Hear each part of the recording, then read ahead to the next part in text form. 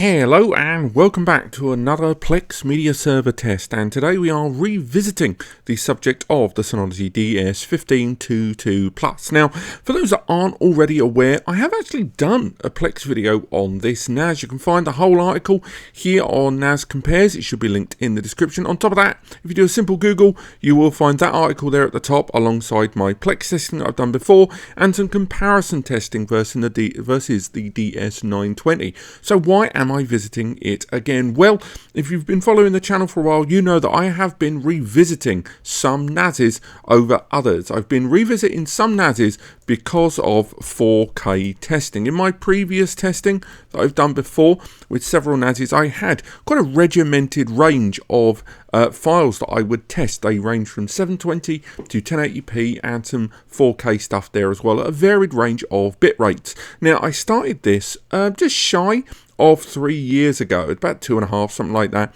And when I started this, 1080p was the predominant coverage. 4K was out there, but 4K was still by no means ubiquitous. And when I did cover 4K, because of the way 4K was being constructed, the file sizes I were going for were pretty high end. The diversity of 4K wasn't quite as rangy as it is now. So to put that into perspective, some of the files that I would test were extensive. Some of these ones down here were ranging from 120 megabits per second to 400 megabits per second, which are insane, with most domestic media being limited somewhere between 10 and around about 50 megabits per second bit rate. So a lot of you in the last, I would say the majority of 2022 in fact, have been raising questions about me covering 4K more and more extensively, hence why a video like this exists. I'm revisiting the subject of the Synology 1522, which arrived early summer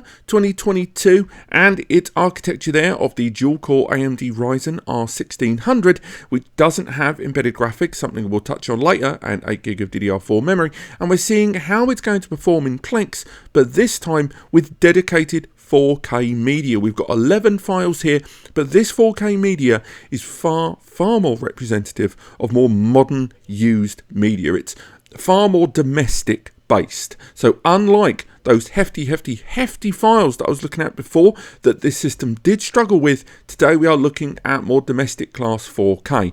Now, you could go back and watch my previous video where I did test this with a lot of those other rangy media, but to save you a bit of time, I can tell you right now, this NAS played everything I threw at it in 1080p, although when I got to the denser media formats towards the 100 megabits per second or transcoding, this CPU did struggle a little bit. So that gives you some idea where we're up to at the 1080p mark. And in today's 4K video, we're going to be looking at quite a few different files. They can be broken down into two different categories. They can be broken into test files. These are files that are generally used for bench testing high definition TVs, and trailers that have either arrived in 4K or have been revisited in recent years and upscaled into 4K. And these start at the 12 megabits per second mark there, with that test file there, Cave of Wonder, and these end in a file there at the bottom, the Top Gun Maverick trailer there at 80 megabits per second. It's a 10-bit IMAX 4K file there. So those are the files that we're going to be utilizing. Now, right now on the right hand side of the screen, you've got our DS1522 Plus set up there in the dashboard. Now, the main thing we're going to look at there is the CPU. We're not going to be too fussed about memory because it's got 8GB by default, and as long as you've got about 2 to 4GB, PLEX will run fine. But mainly we want to see how this CPU copes with what's going on. There's a couple of colors there. You can see the green is PLEX Media Server and the red is the system memory, because of course it's all using the same memory, but we're not running any other processes on this system of note. We're not running any VMs, we're not running really any key apps. We've got Surveillance Station, but I've disabled the cameras that were on there. Mainly this is about the utilization of PLEX. Now, for those that are inquiring, we aren't going to be we're not going to be looking at transcoding. We have enabled transcoder quality to be make my CPU hurt with a PLEX pass there, but one, this CPU does not have hardware transcoding. It doesn't have embedded graphics like a Celeron in the DS920. But on top of that, because we've already looked at transcoding in my previous video, we are looking at raw playback. A lot of users will say that they're accessing this system on the local area network or they're going to be accessing it in a nice high fidelity, low latency environment. So transcoding, the only time that transcoding is going to be something of a question is when we are looking at files that are H.265 or HEVC. These are files that are using the much more impressive and efficient HEVC, highly efficient video codec compression technique. Highly efficient video compression, I should say. Now, unlike H.264, which is one pattern, easy use, and everyone supports it, HEVC files always require more hardware resources to run if you don't have the necessary license. And take my word for it, most of the devices you own do not have HEVC support by default, and you have to pay for a separate license. So that's going to be when that CPU transcoding, encoding, call it what you will, is going to kick in. But that's enough rabbiting. Let's start playing back our files. Obviously, I've had to mute this because of the YouTube copyright bots, even though we're running trailers, so there'll be no sound. There might be a bed, a nice musical bed at the bottom there running low. But for now, let's test Into the Cave of Wonders. Let's play this file. And we're playing it back in its original format. We're doing no transcoding there. And remember, we are looking predominantly at the CPU. We're not going to look at much else. We're just going to leave that file. Things that we need to be looking for down here, the dark orange, that represents when the file is being changed and encoded on the fly. So again, if playback is faster than the file being processed by the system, it would tell you there. Other thing to look at is here in the middle of the screen there, it will tell you the bit rate that we're running, and it will tell you if you are running the original or if the system is converting the file there. And again, last thing to look at is that audio stream, because some files, particularly more modern 4K files, have a tendency to use quite impressive and very specifically detailed audio, DTS 5.1, Dolby, stuff like that. So more impressive and more compressive audio streams and formats can result in higher CPU use as well. So we'll touch on that later on. But for now, this file seems to be running fine. Even, it's running very, very smoothly. We're getting that sharpness through there. Again, it's worth bearing in mind that while we're doing this recording, we are using a Windows 10 laptop with an onboard GPU, and we're running OBS here in the background to record things all the way through. And if we skip forward on the file there, we can see no delay there with regards to the skip forward, no CPU utilization. So again, the 1522 running absolutely fine there. So next file we're going to use is called Roast Duck. It's another 4K, but this is an Ultra HD file here, unlike the previous one, and this one runs at 8-bit. It's also an H.265, so it's the first time we're going to see that CPU have to do some heavy lifting, and it runs at 60 megabits per second, significantly higher than that 12 megabit, and it's an MKV as well, rather than MP4, which is a little rawer in terms of a file format. So let's open up this on there. As you can see there, straight away at the bottom, the CPU is set to force into a conversion because it is HEVC. On the right hand side, CPU utilization has gone bananas. You can see it there on the screen, and we saw a delay there on playback as well. So not a significant playback delay, but we did see one. Now, generally, when it does a conversion, it will convert still into 4K. As you can see, it's had to lower the frame rate to 29.5 megabits per second rather than the 60 that it was originally running at. But look at that at the bottom. It's not able to transcode the file quicker than playback. So playback is consistently outplaying it. So right now, it's going to wait until it's got a significant bit of room ahead of it, and then it will start playing, as you can see, and it's kicked us out because CPU utilization was really, really high. Now, bear in mind, I've already made a video with the DS920, and I will be comparing these two side by side, but I can tell you right now, the DS920 could play this file. And again, just in case you're wondering if it's a fluke, we're just going to go ahead and play that file again. You can see there at the bottom, we gave time for the CPU to reset. The file still isn't playing there at the bottom. It's still at 0.00. It is encoding the file, that dark orange, but there's a delay with playback. And if we just leave that file to play itself once again in the original converted form, and we're not going to transcode down to 1080p, we can see once again It wasn't a fluke. This is going to be a consistent problem for a file of this density of 60 megabits per second there. And playback just simply cannot be kept ahead of there. And again, we've seen that freeze. And again, I am going to call that a failure. So next, our third test file, The Beauty of Taiwan. This is a 4K UHD file. Again, not dissimilar to the one we saw before, but this one is a 29 megabits per second, not the 60 megabits per second bitrate. So let's play that file there. CPU has had time to reset down to 0. We'll open that up there on the chart. And I think we're going to see very similar results. And once again, we can argue that the audio may have played a factor here, but I think it's that the load of that transition from H.265, that already on its own with that conversion is tricksy.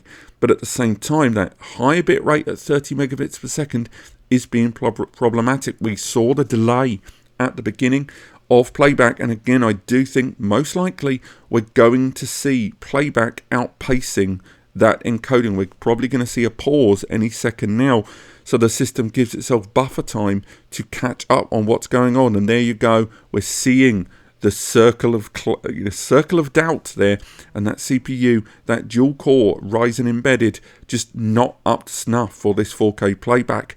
And this isn't going to be a great sign of things to come, because yes, this is still quite a dense file at 29 megabits per second, but it's still quite domestic as well. There's a lot of files you can buy these days. If you buy over the counter, and buy over the counter, I of course mean going to the likes of Amazon or Google's store or any one of online multimedia buying places, you're going to see files of this ilk. So now we're going to the trailers for movies. We're downgrading now to a 60 megabits per second H.264 file, and I predict this file is going to be played back very easily. If this system struggles with this file, I think we've really got some problems. There's no transcoding happening here. It's a much lower bit rate there at 16 megabits per second, and we did see an initial CPU spike there, but again, we're seeing that file playing fine. This, I would say this is fairly average, over-the-counter 4K multimedia right now when you buy these files. So again, I'm going to call that a success. We can skip forward. We'll probably see another slight spike for the skip forward there later into the file. But again, that Wonder Woman trailer there running at that picture quality, absolutely fine there. So let's come out of that. We can go into our next file here. This is Dune, or Dune, depending on how you want to pronounce it, or June. I genuinely struggle on that every single time I get corrected. Ultra HD 4K file here. And again, this is another H.264 and a 10-bit HDR, but again, much lower bitrate. So this should hopefully identify if that issue from earlier was more to do with HEVC or the bitrate. So let's play that file, open that up there, and let's have a look how the CPU handles this. Once again, we've seen that conversion there at the bottom of the screen. We're seeing that massive CPU spike there. And again, as to be expected, but I don't think we're going to be able to encode this file on the fly quicker than playback. We're already seeing a very early issue, and this is only a 3-minute file. So let's have a look. We're not going to touch anything there on screen, but I don't yet. There we go, the horrible circle of doubt. And again, we've not seen this file being played here by the 4K system. Again, this CPU, it's not built for 4K media, and that's going to be a real shame as we see this CPU arriving in a lot more Synology disk station systems moving forward. Now, I should revisit the subject perhaps of video station on this NAS, because I think perhaps that is going to be a big question here for this media, but I still think we're going to encounter the same problem there with CPU utilization, whether you are using video station, perhaps even MB, Jellyfin. Even then, Jellyfin probably a bit lighter, you might get the job done. But for now, I think we're going to come out of that, because I don't think I can call that one a success. Our next test, test 6, is going to be Spider-Man No Way Home. This is an IMAX 4K trailer. Again, Ultra HD H.264, so no hardware transcoding needed, but it is an 8-bit, 32 megabits per second bitrate file, and it's an MKV2. So it's on the heavier side, slightly higher than over-the-counter 4K. But I still think we should be fine here because we're not utilizing that transcoding. We're not utilizing any kind of high-end graphical process where integrated or embedded graphics would be problematic there. But we're seeing it play fine. I think this file is going to be absolutely fine. We saw that initial bump that we've talked about before, but still, things are running sweet as a nut. We can skip forward. We're seeing the slight delay there, and we can leave the file to do its thing. And we're seeing slight bumps there as we've skipped forward. But overall, I'd say, again, a success for this. And it's just once again highlighting just the issues around utilizing these higher, denser codecs moving forward. Next test, a trailer for Star Wars Rise of the Skywalker. It's a 4K trailer for a terrible film, but it is an H.264, 32 megabits per second, very similar to what we saw earlier on indeed. But just to verify, this is no fluke, this is non-IMAX, but still the 4K we're running there, non-UHD, but playing absolutely fine there. This, I think, represents pretty much everyday 4K that you would buy.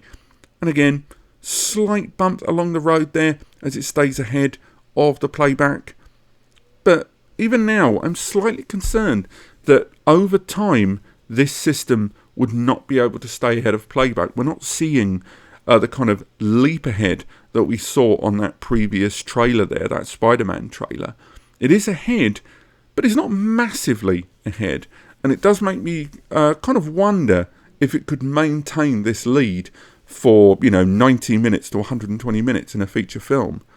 But I'm going to call it a success for now, with that slight caveat there. And if we skip forward, we can see the delay there was, a little over a second. That seemingly ran quite smoothly and quite well, in my opinion. So I think I'm going to call it a success, but maybe not as much as some of the others. Next up, Batman, or The Batman, 4K trailer H.264, 32 megabit, another MKV file there. Quite similar to what we saw before, but this is an 8-bit file. We could bring that up there on screen. Bottom of the screen there, running at original format there. And again, 2160p 4K file. Still running fine. And at the bottom, I think we're seeing slightly better results than we saw for that Star Wars trailer there. Quite similar, but a little bit better. Still staying a fraction more ahead. We can skip forward. Again, circle of decision happening there. Probably a longer delay. That was probably slightly more than 2.5, maybe 3 seconds for that delay. So, but you're not going to be skipping around too much. But it's still H.264, and overall, I'd call that largely a success there. Again, not as clear cut as some of the other successes, but still all right. Next up, Black Panther Wakanda Forever. This is a 4K UHD file, and again, we're back to H.264, a 10-bit 32 megabits per second. I think this file is going to be troublesome. Let's open that up there. I think we might hit some problems here as a combination of that H.264 and that higher bit rate there.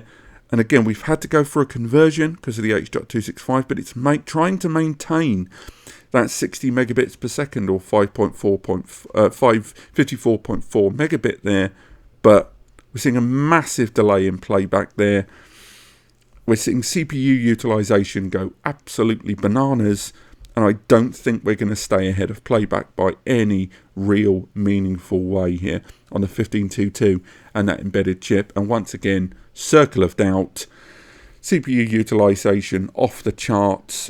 I think we're going to have to skip forward a little bit and see how well it does, but I think for now, this file is a bit of a failure for me. I think this is perhaps our third failure, maybe even our fourth failure during these tests. So again, 4K on the 1522 at domestic, or at least accessible class 4K, is not fantastic here, which is a real disappointment for this processor, I gotta say. So again, I'm calling that a fail. Well, actually, we've skipped ahead accidentally. Let's go back there. Next, we're going to go to our second last file. This is Avengers Endgame. It's an IMAX 4K trailer, H.264, but a hefty 40 megabits per second there. And again, an MKV file there. So this should play back pretty nicely. But again, look at that CPU utilization from earlier. That is hefty looking. But for now, we're staying ahead of playback. Again, not dissimilar to the Star Wars trailer. we're not seeing playback exactly jump ahead. That little higher bitrate is problematic, but again, this might be a problem. How long is this trailer? 2.5 minutes? I think right now, playback is staying ahead, but it did look early doors like there was a bit of a problem. It's playing fine, so let's skip ahead to later on in the trailer. We're seeing the circle. That was about 2 seconds of delay there, but we can move forward, and I think it's got its act together. There was a slight concern there, but overall, I'm going to call that a success. Now, our last test file, currently, this is the 5th 4K revisit of a PLEX test on a NAS that I've done so far. This Top Gun trailer has kind of been the decider, because although it's an H.264, it's when the bitrate got particularly high. It's also a 10-bit HDR, but it's IMAX 4K as well. It's quite a hefty little file. And for some reason, because of that extra bitrate there, we've seen real problems with this file, despite it not requiring any kind of encode or transcode. So let's play it and see if that 80 megabits per second is going to be the straw that broke the camel's back. Because sometimes it's not even about CPU utilization, as you can see here with that spike. Sometimes it's just about that bitrate overpowering everything. Now, as you can see, my CPU and GPU utilization on this recording laptop isn't hitting full utilization. So there's no bottleneck being presented by my test setup here. For some reason, that file, perhaps it is the audio quality being so fantastically high that we are seeing those problems. We're just going to let this try to play this file, and if it fails, I'm going to revisit this file but change the audio stream to see if that is something we can adapt. I'm still going to call this test a fail for this file, but I do think it is worth at least checking about the impact of that audio stream. For now, I'm going to exit out of that file. And again, we're just going to give it a moment so we can let things kind of balance a little bit there. And this time we're going to click play, but as mentioned, this time we're going to change that audio quality. We're going to break it down to this, again, unofficial AC3, still 5.1, but let's see if that audio was what was causing something of a problem. We're seeing that spike as we've made the change to that different audio stream, certainly a higher CPU utilization than what we saw earlier, but still not exactly groundbreaking stuff here, and I don't think we can call this a success. And once again, it's that 80 megabits. We saw files at 60 megabits per second bit rate playing, but 80 just seems, even with the more palatable H.264 codec, something of a problem for this system. And we're going to end our tests there. If you have enjoyed this series of videos, do let me know in the comments. Again, we're going to be revisiting this CPU quite a lot in the next 6 months due to newer Synology releases almost certainly taking advantage of this processor, so do stay tuned for that. If you want to learn more, visit the links in the description, both to the previous tests that we've done on both YouTube and the blog, but also other content regarding the DS1522 Plus, as well as other stuff we've got in the works for Synology NAS hardware. So do stay tuned, subscribe if you want to learn more, or click like if you've enjoyed the video. Other than that, thank you so much for watching, and I'll see you next time.